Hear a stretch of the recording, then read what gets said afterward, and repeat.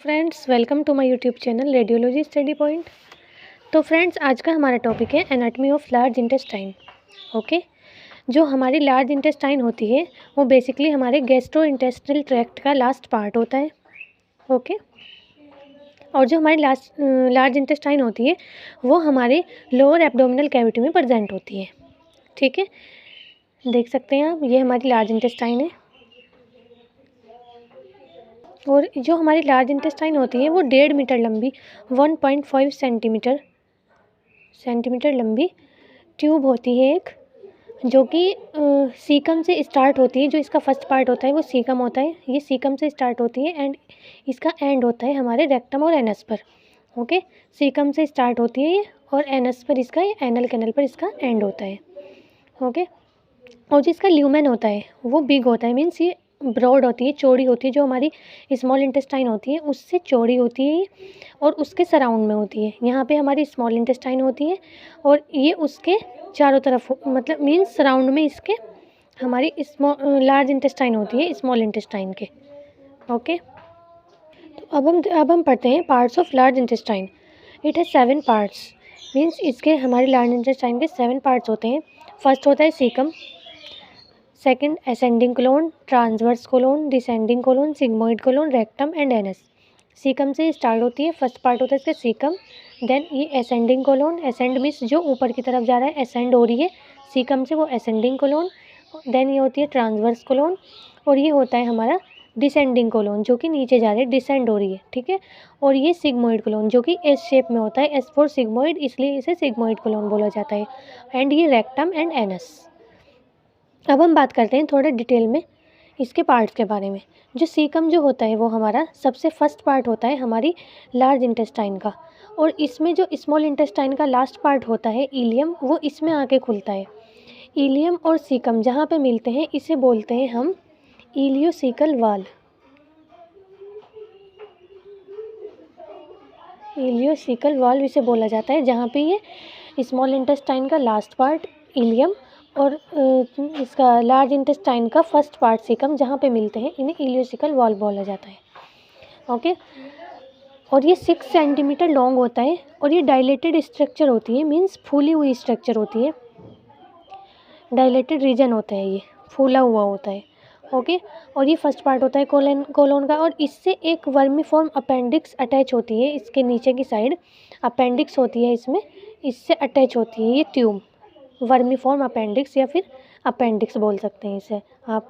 वैसे तो अपेंडिक्स का हमारे डाइजेशन में कोई काम नहीं होता, हमारी इसके मतलब डाइजेशन में कोई हेल्प नहीं करता है अपेंडिक्स। सिर्फ इसमें अगर इन्फेक्शन हो जाता है या इन्फ्लेमेंट हो जाता है तो इसमें बहुत ज़्यादा पेन होता है। ओके, इसमें अगर ये इन्फ्लेम होने से, अपेंडिक्स के इन्फ्लेम होने से इसमें पेन होने लगता है। ये हो गया हमारा सीकम।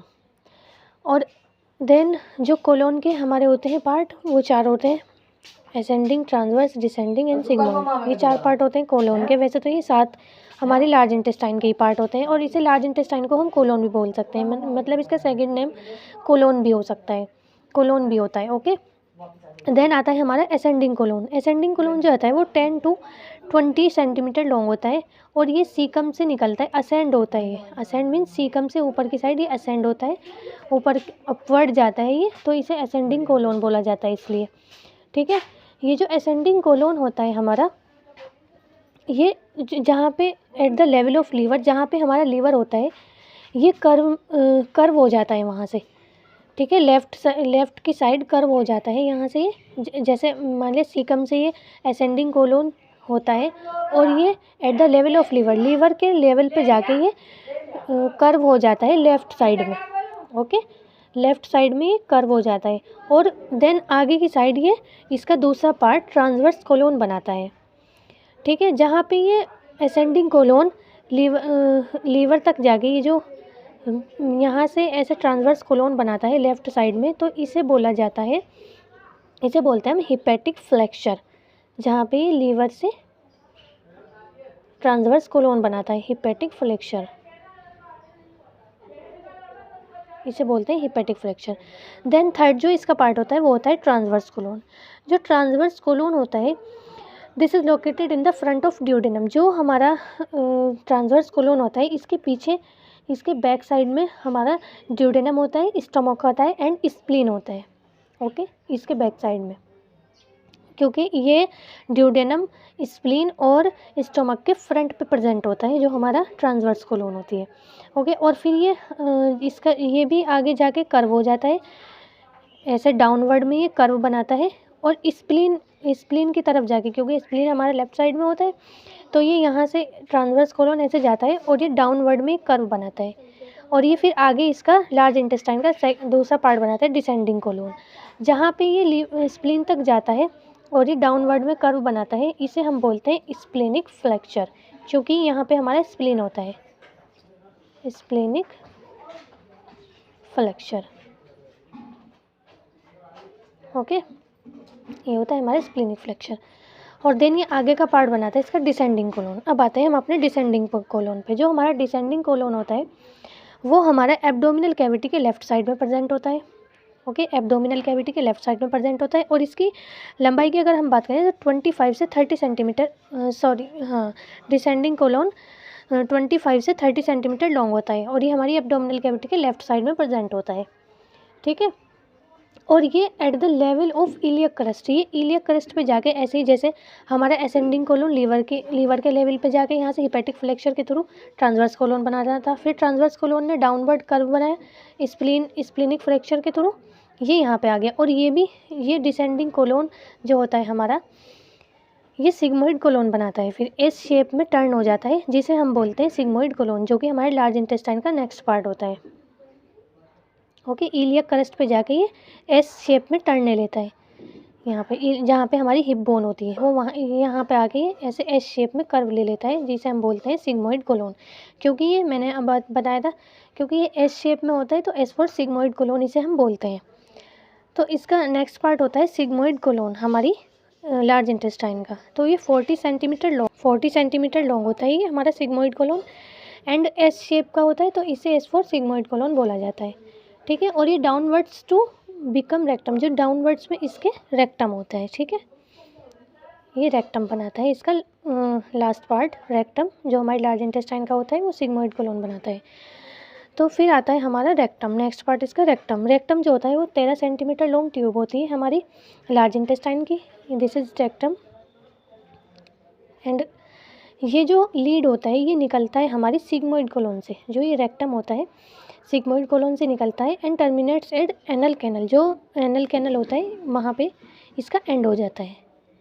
ओके, देन इसका लास्ट पार्ट आता है एनस जो होता है वो 3.8 सेंटीमीटर लॉन्ग होता है। ठीक है, लॉन्ग ट्यूब होती है 3.8 सेंटीमीटर, और ये एक्सक्रीशन ऑफ वेस्ट प्रोडक्ट में हेल्प करता है। जो वेस्ट प्रोडक्ट हमारी लार्ज इंटेस्टाइन से आते हैं हमारे रेक्टम में और एनस में, जो ये उन्हें एक्सक्रीट करने में रेक्टम में आके स्टोर हो जाते हैं, और जो जब एलिमिनेशन के टाइम ये जो एनस होता है इसके थ्रू हमारे वेस्ट प्रोडक्ट बॉडी से बाहर पास हो जाते हैं। तो ये बॉडी से वेस्ट प्रोडक्ट को बाहर निकालने में हेल्प करता है एनस या फिर एनल कैनल। ओके, जो हमारा एनस होता है क्योंकि ये इसमें इंस्पिंक्चर होते हैं, हमारे पूरे जीआई ट्रैक्ट में ही इंस्पिंक्चर होते हैं, तो हमारे एनस में भी इंस्पिंक्चर होते हैं। इसमें 2 इंस्पिंक्चर होते हैं। तो ये तो हो गए हमारे parts of large intestine. Okay, I hope ये आपको समझ आ गए होंगे। तो जो हमारा एनस होता है उसमें 2 इंस्पिंक्चर होते हैं। एक तो होता है इंटरनल इंस्पिंक्चर, जो इंटरनल इंस्पिंक्चर होता है हमारा एनस का वो स्मूथ मसल फाइबर से बना होता है। ठीक है, स्मूथ मसल फाइबर से ये बना होता है, और कंट्रोल होता है ऑटोनॉमिक नर्वस सिस्टम के थ्रू। ये हमारे ब्रेन से ऑटोनॉमिक नर्वस सिस्टम के थ्रू कंट्रोल होता है, हमारे ब्रेन से कंट्रोल होता है, ब्रेन के कंट्रोल में। ओके, और देन इसमें होता है एक्सटर्नल इंस्पिंक्चर, 2 इंस्पिंक्चर होते हैं, इंटरनल और एक्सटर्नल। एक्सटर्नल इंस्पिंक्चर जो होता है वो हमारी स्केलेटल मसल्स से बना होता है, जो कि वॉलंटरी मसल्स होती है, कि जिसे हम जो हमारी मतलब हम अपनी ये हमारी मर्ज़ी से हम इसे कंट्रोल कर सकते हैं। वॉलंटरी मसल होता है, मसल्स से बना होता है हमारा एक्सटर्नल इंस्पिंक्चर। ओके, तो ये हो गए एनस के इंस्पिंक्चर। अब हम देख लेते हैं स्ट्रक्चर ऑफ लार्ज इंटेस्टाइन, क्योंकि हमारी पूरी जीआई ट्रैक्ट में लेयर्स होती हैं, सीरोजा, मसल लेयर, सब म्यूकोजा एंड म्यूकोजा, लेकिन उसमें सब जो लेयर होती हैं वो एक जैसी होती हैं, मीन्स 4 टिश्यू लेयर से बना होता है हमारा पूरा जीआई ट्रैक्ट। लेकिन जो लार्ज इंटेस्टाइन में जो हमारी लेयर होती हैं वो थोड़े डिफरेंट होती हैं, मीन्स होती तो वही है लेकिन थोड़ा डिफरेंट होती हैं। तो इसकी जो सबसे फर्स्ट लेयर होती है वो होती है सीरोजा। सीरोजा जो होती है हमारी आउटर लेयर होती है जो सब में होती है, ओके। और जो हमारी मसल लेयर थोड़ी डिफरेंट होती है। मसल लेयर में सर्कुलर मसल फाइबर होते हैं और लॉन्गिट्यूडाइनल मसल फाइबर होते हैं। जो सर्कुलर मसल फाइबर होते हैं वो तो इसमें ऐसे ही होते हैं जैसे कि होते हैं जीआई ट्रैक्ट में, और जो हमारी लॉन्गिट्यूडाइनल मसल फाइबर होते हैं मसल लेयर के, वो ये बैंड्स को कलेक्ट करते हैं। बैंड्स कलेक्ट करते हैं जिन्हें हम टीनिया कोलाई बोलते हैं। टीनिया कोलाई एक स्ट्रक्चर होती है जो हमारी मसल लेयर में प्रेजेंट होती है, टीनिया कोलाई, ओके। जो डिस्टेंशन में हेल्प करता है, मीन्स ये एब्रोड जैसे फूड आता है हमारे लार्ज इंटेस्टाइन में तो ये और ज़्यादा स्पेस मिलता है फूड को ताकि अच्छे से आगे की साइड पुश हो सके, जो मसल लेयर में प्रेजेंट होती है लॉन्गिट्यूडाइनल मसल फाइबर, ओके। देन इसकी जो थर्ड लेयर होती है वो होती है सबम्यूकोजा। सबम्यूकोजा में लिम्फोइड टिश्यूज़ होते हैं जो कि डिफेंस में हेल्प करते हैं। सबम्यूकोजा में लिम्फोइड टिश्यू होते हैं जो कि डिफेंस में हेल्प करते हैं। डिफेंस जो होता है हमारा मीन्स डिफेंस वे होता है जो कि कोई भी माइक्रो ऑर्गेनिज्म हमारे उसमें लार्ज इंटेस्टाइन में होता है या फिर फूड में प्रेजेंट होता है तो ये उससे फाइट करता है, ठीक है, उसे किल करता है ये माइक्रो ऑर्गेनिज्म को। और म्यूकोजा जो होता है हमारा लास्ट लेयर होती है इसकी म्यूकोजा। म्यूकोजा जो होता है इसमें म्यूकस सिक्रेटिंग गॉबलेट सेल्स होती हैं, लार्ज होती हैं। Large mucus secreting goblet cells होती हैं जो कि म्यूकस को सिक्रेट करती हैं, जिससे हमारी जो लार्ज इंटेस्टाइन है वो मॉइस्ट रहती है और फूड अच्छे से आगे की साइड पुश होता है हमारे रेक्टम में, ओके। अब हम लास्ट में देख लेते हैं इसके फंक्शंस ऑफ लार्ज इंटेस्टाइन, ठीक है। फंक्शंस की अगर हम बात करें तो इसका मेन फंक्शन जो होता है वो होता है एब्जॉर्प्शन। एब्जॉर्प्शन ये करता है water and minerals and electrolytes. ये वाटर और मिनरल्स का एब्जॉर्प्शन करता है, ठीक है। और पेरिस्टल्टिक मूवमेंट, ये हमारे फूड को पेरिस्टल्टिक मूवमेंट देता है जिससे कि हमारा जो फूड है वो आगे की साइड कॉन्ट्रैक्शन और रिफ्लेक्शन के थ्रू आगे की साइड पुश हो सके, ठीक है। और इसका मेन वर्क होता है डिफिकेशन में, ये हेल्प करता है। डिफिकेशन मीन्स जो वेस्ट प्रोडक्ट होता है हमारी बॉडी का जो हमारे लार्ज इंटेस्टाइन के थ्रू रेक्टम में जाता है और फिर एनल कैनल के थ्रू एक्सक्रीट कर दिया जाता है तो ये डिफिकेशन में हेल्प करता है, इसे हम डिफिकेशन बोलते हैं, ओके। तो आई होप आज की वीडियो आपको समझ आ गई होगी। मैंने बहुत ईजी वे में आपको एनाटॉमी ऑफ लार्ज इंटेस्टाइन समझाया है। वीडियो अच्छी लगी हो तो लाइक करें, share and subscribe my channel. Thank you for watching.